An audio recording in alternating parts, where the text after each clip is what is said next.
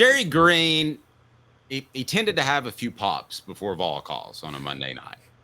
By a few, I mean 8 to 12.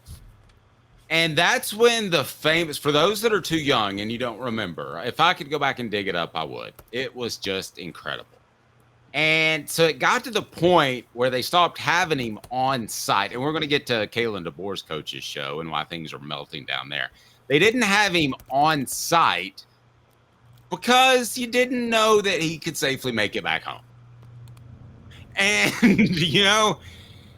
so they have him on, and there's 1 week where he's kind of like sounds a bit riled up. And you got to remember, Tennessee's like winning mid-20 games a year at this point. I mean, they were good. You just knew they were going to flame out when it got dicey in the NCAA tournament. So, but the best part about Jerry Green is with a couple of pops in him, he one time actually said this. So what do you say to the fans, or a caller called, and Kalen DeBoer got challenged by a caller, which is why we get this in here. So a caller called and kind of challenged him like the players don't play hard. And he goes, well, if you don't like it, you can just go down to Kmart and rent a movie. Now, Kmart doesn't rent movies. Okay, so, that's the important part to point out. So basically the interview with Buzz went like this. Do you drink? No. You got the job. That's actually really funny. So I didn't know he was drunk when he said that. That sounds like Jerry Green, though. But Dave, come on. I mean, it was well known that he was a little slurry for weeks leading into that. I'm going to construct the perfect coach with Buzz Peterson's discipline, Billy Napier's details, and Jerry Green's practice running abilities. Yes. And I also I don't think I've ever told you about the story where Chris Lowe and I got in a long conversation. We all saw him getting ready to go golf? Yeah, after he had just gotten on ball calls and said, I don't ever golf during the season.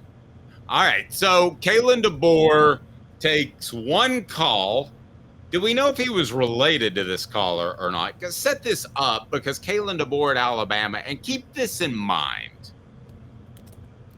You should have never taken calls in the first place, as south as it's going. And somebody should have alerted him to that at Alabama, either with whoever it is, Learfield, IMG, whatever it is, who puts that show together. They should have never taken the first call.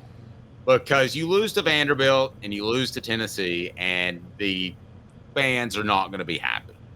So, Caleb, what happened on Kalen DeBoer's coach's show? So, on Kalen DeBoer's coach's show, basically, and this happened on Wednesday, he took just one caller from a guy named Pee-wee from Green Bay. Okay, just sounds like a fine bomb caller. Welcome, Pee-wee. We appreciate you joining us. So Pee-wee from Green Bay called in, and it was actually just a standard question about the offensive line. And he said some stuff like, we sweat the small stuff, whatever you heard about this week, it's not so much different. Kind of standard coach speak, and then they just wrapped up the show. No more questions. Did not take one question from the audience because, the coaches show they're at an audience usually and there's people in the crowd. No calls from the crowd. Okay, so Pee-wee asked a normal question. Pee-wee didn't think he was going to be talked about in Knoxville this morning. But so and Grand Bay, Alabama's in Mobile County. Okay, so Pee-wee asked a normal question by all indications. Not what the hell are you doing? But let's be honest, Dave. Can I give my conspiracy? He was a plant caller? Yes, he was a straight-up plant caller. Totally agree with that. Plant caller. Totally agree with that. That was a plant call, and it was to give Kalen some interaction with the fan base, but that was about as real as Butch Jones's haircut. Absolutely, 100%. I'm 100% with you. This was a plant caller because it was a standard football question. I know these type of calls because I've seen other coaches be on these coaching shows, and you get way too many callers screamed in mad. I mean, we had Coach Fulmer on yesterday, and poor Coach Fulmer was having to a lot of times in the early 2000s defend Randy Sanders because every other caller was like, Randy Sanders is not getting the job done. We gonna make some staff changes. By the way, that.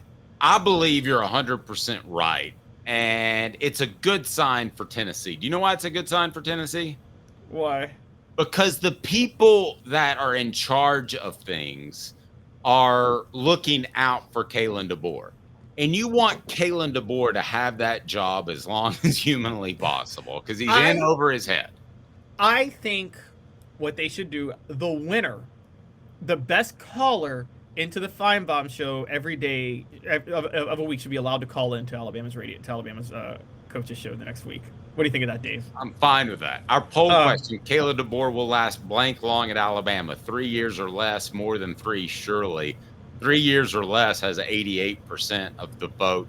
But you want him to last longer if you're Tennessee. Because I think he's a good he's actually I think he's a good coach too. But I don't ever think you can remove the stain of losing to Vanderbilt and getting beat by your rival Tennessee.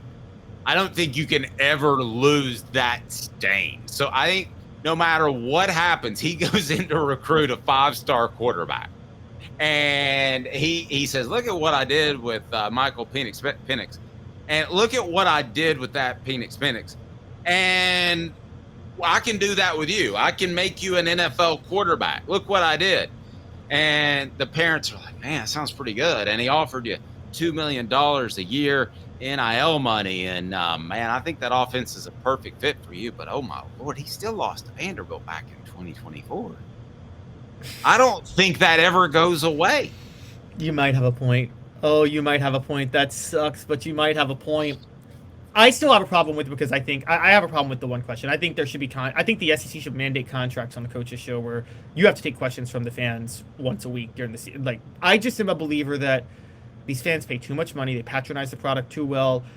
We're the fourth estate, Dave. We're the media. We ask questions, but there should be a forum where fans get to ask questions of these coaches once a week, honestly, and they shouldn't be able to hide.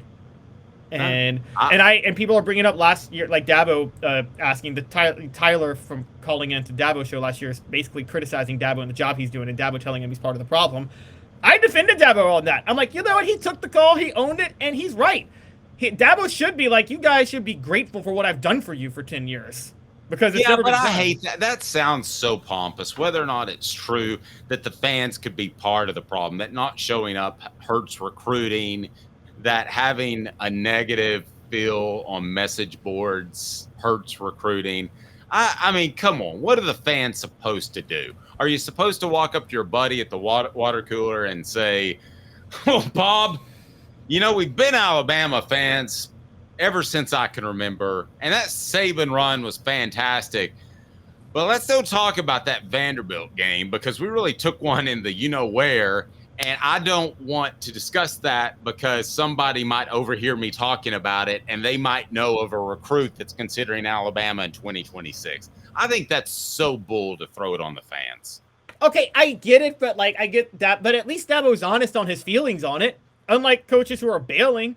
I want to, Dave. I also want these coaches to do it because I think you and I should set up a show where we pose as fans of teams and call into these coaches shows. I like it.